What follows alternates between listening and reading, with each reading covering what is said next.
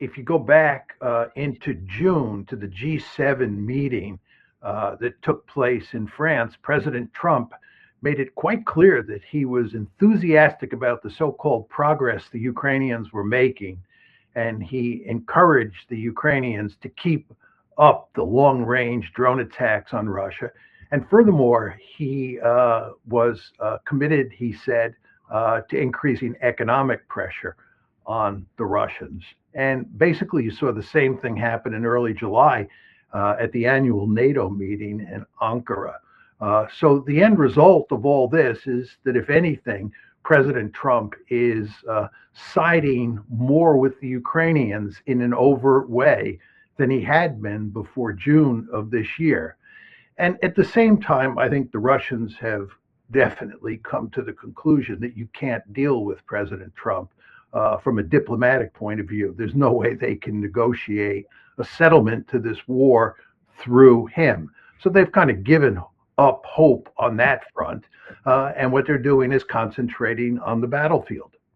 I spoke with a retired Russian major general yesterday who's now a member of the Duma, their legislature, who told me that essentially what you just did, the Russians can't trust Trump. Nothing came of Anchorage. They believe that the United States is a co-belligerent with Ukraine and much of NATO against them. And it's inconceivable that negotiators, not even serious negotiators, from a co-belligerent could serve as mediators in the special military operation between Russia and Ukraine. Hard to disagree with that. Right. I mean, I don't know what to say. The United States, I think Trump genuinely wanted to shut down the Ukraine war, but he was incapable of doing that. And what is the status now? I mean, does American industry even have the weaponry that Zelensky wants the Europeans to pay for and the U.S. to deliver to him? No, I think the most important weapon that is at play here is obviously the Patriot missiles. The Ukrainians effectively have no air defenses today. And as a result, the Russians are pounding Ukraine. It's really quite amazing what an intense and extensive air campaign they're presently waging against Ukraine, and Ukraine can do nothing to stop it. And it needs Patriot missiles, but Trump has no Patriot missiles to give them. So this is a huge problem. I think the thing that we give the Ukrainians that matters the most, and this has been pretty much true from the beginning, is intelligence. We give them excellent intelligence. And I believe we've helped them plan many of their operations employing that intelligence. And that's been a huge force multiplier for the Ukrainians. But in terms of weaponry, yes, we've given them lots of artillery tubes and artillery shells and so forth and so on. But you remember there have been all these promises of magic weapons along the way. If we just give them F-16s, if we just give them HIMARS and so forth and so on. Remember the M1 tank, give them the M1 tank. This will turn the tide. It will allow the Ukrainians to defeat the Iranians on the battlefield. None of that proved to be the case. The Russians figured out quite quickly how to negate all those weapons. So I don't think even when we were giving the Ukrainians weaponry, it mattered that much. And I think, by the way, if we gave them Patriots now, it would not matter very much. All you have to do is look at what's happening in the Gulf since February 28th. There were lots of Patriot missiles in the Gulf. And in the process, we burned through those Patriots. But at the same time, those Patriots were not very effective. The Iranians were allowed or were able to do huge amounts of damage with their ballistic missiles, cruise missiles, and drones, despite all those Patriots that were being fired at the Iranian incoming weapons. You made reference to U.S. intel doing an excellent job of helping the Ukrainians target sites in Russia. I would imagine that among those sites was President Putin's summer home last year. There's a lot of circumstantial evidence that points in that direction. And then there are two other cases that are very important in this regard. One was the August 2024 Ukrainian invasion of the Russian homeland. And then in 2025, the following year, the Ukrainians launched an attack on one leg of the Russians' nuclear triad, and that was the bomber leg of that triad. Those were the case that you mentioned, and the two that I just mentioned were three attacks that would have never happened in the Cold War. They're actually quite shocking to me. And I think the United States, if it wasn't involved in all three, certainly approved of all three. Is there any meaningful relationship between the two governments now, other than an occasional phone call between Sergei Lavrov and Marco Rubio? I mentioned to Ambassador Freeman the enormous size of the U.S. Embassy in Moscow. Houses 1,000 people, maybe more. It's empty.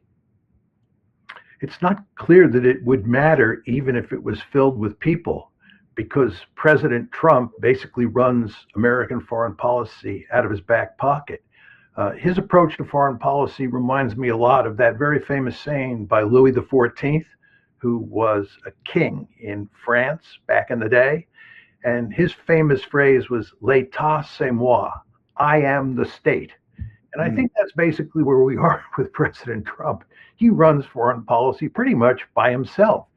There's no planning process of any consequence in the White House, and he's not going to rely on ambassadors or people who are staffing embassies. It's just not the way he operates, or the way the United States operates today.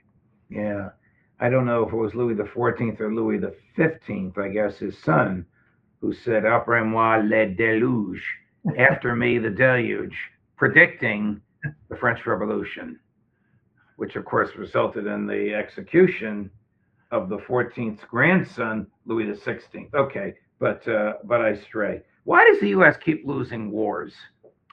It's a very interesting question. I often reflect on that because, as you've heard me say many times, I came in to the American military during the Vietnam War, which was a catastrophic defeat for the United States.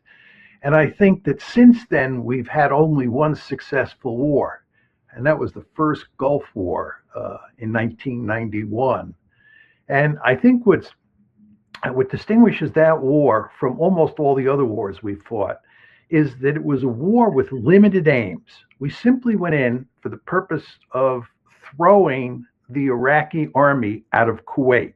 Remember, we did not go into Iraq and engage in social engineering. We waited to do that until 2003, and we all know how that worked out.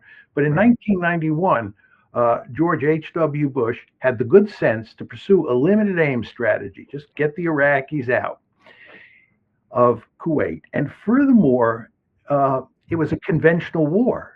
And if you take the U.S. military, which is at its best when it's fighting conventional wars, and you use it in pursuit of limited aims, you're highly likely to get a success. But almost all the other wars that we pursued involved regime change, social engineering on a large scale. And in many of those cases, we were able to win the actual battles. The military side often played to our advantage. If you look at Iraq, every time there was a battle between Saddam Hussein's forces and American forces, this isn't the 2003 war, we clearly won. And as many people like to say, we won every battle in Vietnam and we lost the war. And I think what's going on in all of these conflicts, and you want to throw Afghanistan in as well, is that we get involved in social engineering on a large scale in countries where doing social engineering is extremely difficult. As you well know, Judge, we have difficulty doing social engineering in our own country. We have great difficulty making the United States of America work smoothly. The idea that you can take a bunch of Americans and send them into a place like Vietnam or Afghanistan or Iraq, and that you can do social engineering and that you'll have a happy outcome is, in my opinion, delusional. Now, of course, if you look at the military balance between the United States and all of these countries that we're talking about, it's overwhelmingly in our favor. And this, of course, is why in one-on-one battles we will prevail. but war is an extension of politics by other means, and the political side matters enormously. And we don't seem to pay attention to that when we get into these wars, because we think we can use our massive military advantage to achieve almost any outcome we desire. But sadly, from our point of view, the world doesn't work that way. I mean, what did we learn from the catastrophe, the standoff in Korea, the catastrophe in Vietnam, the disaster of Afghanistan? What the heck did we learn from these? Well, I think what I learned from the Vietnam War, which took place when I was very young, was stay out of places like Vietnam and don't get involved in social engineering. And this is why I was adamantly opposed to the Iraq War, both publicly and privately. And it's why I said, with regard to Afghanistan, that once we got in and overthrew the Taliban, we should have gotten out immediately and not stayed and gotten involved in social engineering. I think that you're invariably going to lose a war if it looks anything like Vietnam, Iraq, or Afghanistan. But we don't seem to have learned that lesson. I think one could argue, if you look at the Clinton administration in the 1990s, they were well aware of the lessons of Vietnam. Remember Somalia? President George H.W. Bush, right before he left office, put troops into Somalia. And then we began to do social engineering, and it blew up in our face. What did Bill Clinton do? He got out immediately because Bill Clinton remembered Vietnam. Bill Clinton understood that the last thing you wanted to go into was another war like Vietnam, to end up in a place like Somalia trying to do social engineering. And by the way, the year after Somalia, I think it was 1994, I think Somalia was 93, 1994 was the genocide in Rwanda. And the United States was remarkably reluctant to go in and shut down the genocide in Gaza, or to try and shut it down, because I think the Clinton administration was scared stiff that we would end up in Rwanda much the way we ended up in Vietnam. So I think throughout the 1990s, the United States is actually remarkably cautious about getting involved in social engineering. And just one more point on this, go back to 1991, to the Gulf War. Remember, I said that was the one successful war we have fought since we first went into Vietnam. And in that war, we were not doing social engineering. That's the point that I made to you before. We got involved in a good old-fashioned conventional war where we had an overwhelming advantage over the Iraqis. And the ground war, it actually lasted a mere 4 days, from February 24th to February 28th. 4 days, because we were so powerful. And then we did not go into Iraq. And again, after that, President Clinton got out of Somalia as soon as he smelled trouble, did not go into Rwanda. And it's not until after 9/11 that we begin to switch gears and go back in the other direction and get involved in Afghanistan first, then in Iraq.